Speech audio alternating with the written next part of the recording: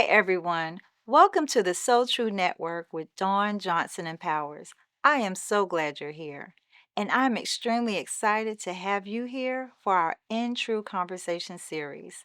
In this space, we sit down with community leaders, educators, and our community voices who are making an extraordinary impact. Together, we'll explore how their journeys connect to the So Tru pillars: community empowerment, women's empowerment, and financial empowerment. These conversations are about truth in action, our overlapping circles with great people and their stories that remind us we are stronger together. As you enjoyed this conversation, be sure to subscribe so that you don't miss out on any of our So Tru updates.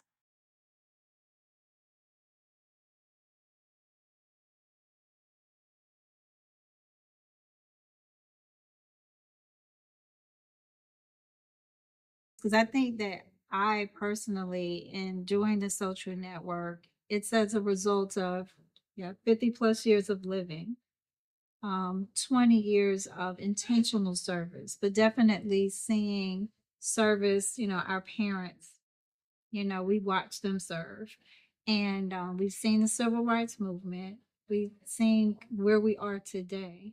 So, what is important to you right now? What do you think is our biggest challenge based on where we are today? And how is the work that you're doing currently going to impact and help us overcome the current challenges?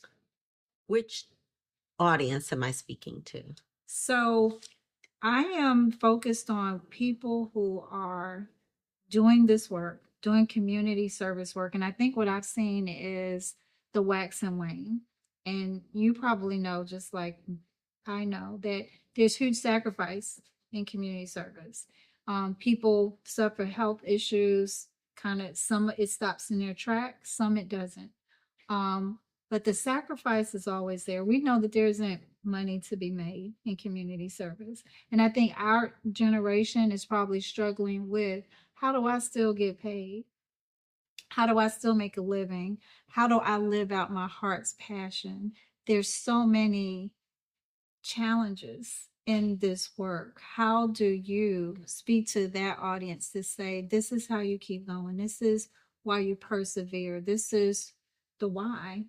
And why should they? Why not just be maybe like average America and be on that path of getting your billion, getting your million, however you can get it? Why do this work? Dawn, you're probably asking the wrong person because my husband would say, this is all great, but you need to monetize this. I just feel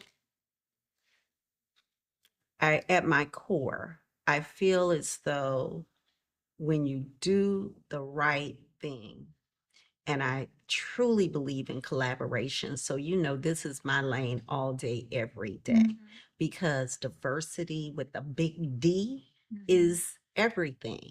So, I'm not one that says it has to be a certain racial makeup.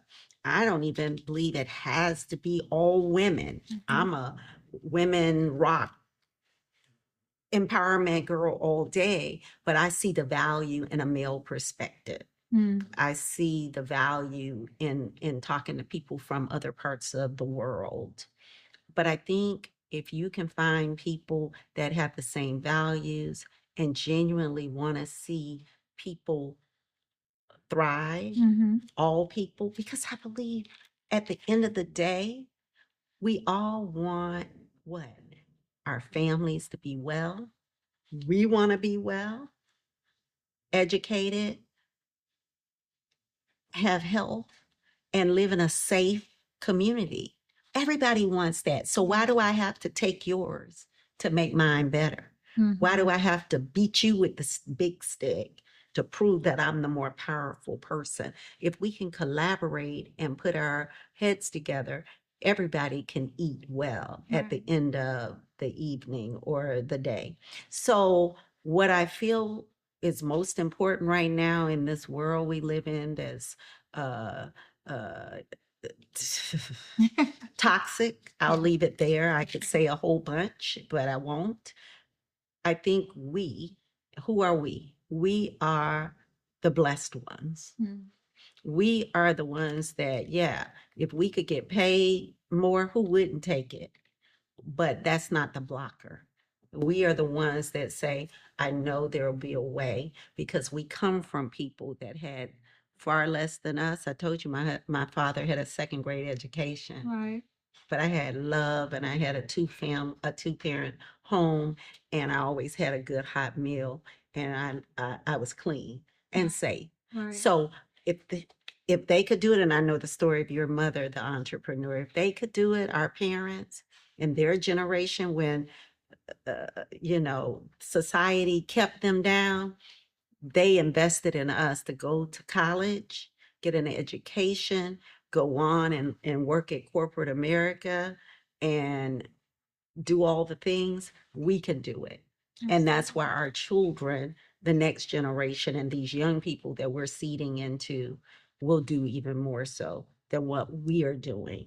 So it is incumbent upon us to do the work. It's incumbent upon us to collaborate. I feel like all these different groups that I'm a part of, if they could all get together, economic power is what I think is the most important, because people, unfortunately, when it becomes green, you can be purple and polka dot. People listen to it when you're affecting their money. So we should all come together for that end game of economic empowerment, but along that goal and that journey of learning life's lessons to get there. Okay. So the young person who's looking at this, and I know you've been an HR professional, and the bright, bushy-tailed young person, they struggle with um, career and community. How do you recommend they navigate both? I think it's what you said previously. Yes, the answer is yes. They need to take the God-given gifts that they were given and work and generate an income. And I think this generation feels like I'll be a successful entrepreneur, or I'll be in the C-suite tomorrow. That's not going to happen. So take the job, do the work, get paid, volunteer, plug in to your community organizations. Some of them have pledged sororities and fraternities in college. Be active, join United Way, do all the things, and then start your own nonprofit if you want, but you need resources to do that. So you got to do them to some degree parallel. I think the best example I have is my son, my younger son, who is 25, and he makes great income working for a major corporation. And at points in times, he would say, this just isn't my passion. But I think he's found his groove to say, I can use my company and do the volunteer work that I want to do and have a larger platform and impact while I'm getting paid well. And eventually, maybe tie the two together. Right. Get a graduate degree that intersects finance with philanthropy. I mean, so there are ways to do it.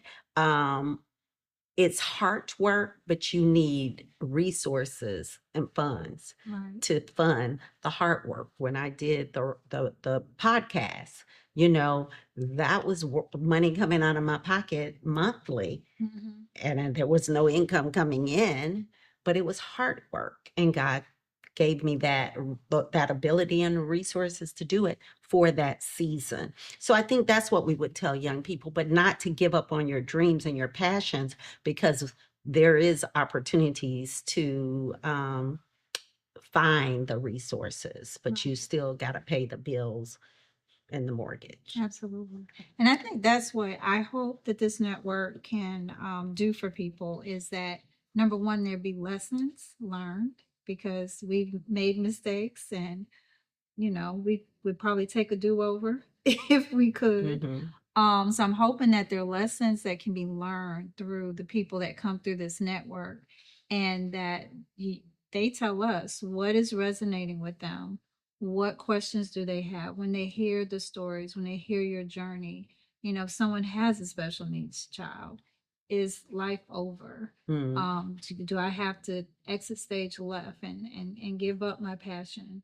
How do we deal with the spouse that's saying, okay, you could be bringing in a little bit more. These are all I think the smaller little things that happen that maybe stop us from pursuing our life's work. And I'm hoping that we're pulling the curtain back a little bit to say life is happening, life will happen, but this is how you navigate.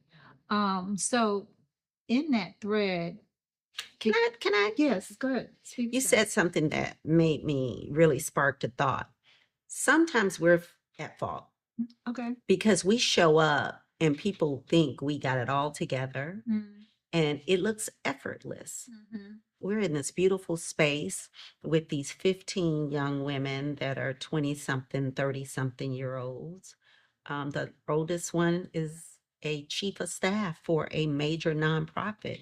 We show up and it looks like we have it all together. But I submit that we have to show them the real deal, have real conversations, share with them the conversations between our spouses. It's not always an easy conversation. Right. And we show up not always having the solutions, but we show up.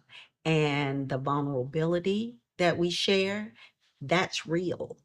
And they need to see that, but they also need to see the struggle, but the reward. So we sometimes, even as our children, that younger son has said, Mom, when I said, well, I worked many years and didn't particularly care for what I was doing. And his comment was, Mom, my heart bleeds for you, but I'm going to take a gap year and I'm traveling the world. Well, I hope you got a plan for that, because Mom's not that plan. So we have to set expectations, get them to be accountable for their decisions. Again, they're not going to be the CEO tomorrow. They got to do the work, pay the dues. And I know that sounds old school, but it's true.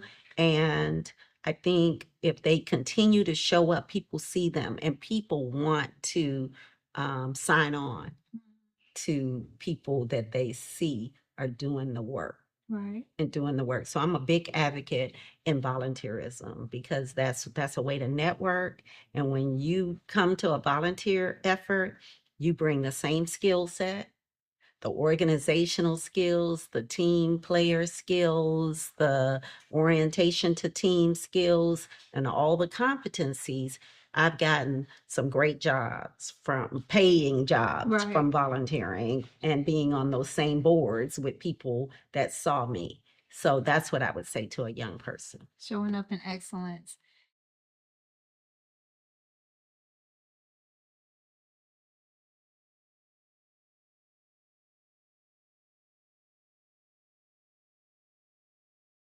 Thank you so much for joining us for In-Tru Conversations.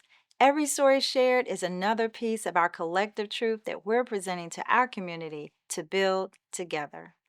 I invite you to stay connected with the So Tru Network by subscribing to our channel, liking our videos, and please share this episode with someone who you think may need it.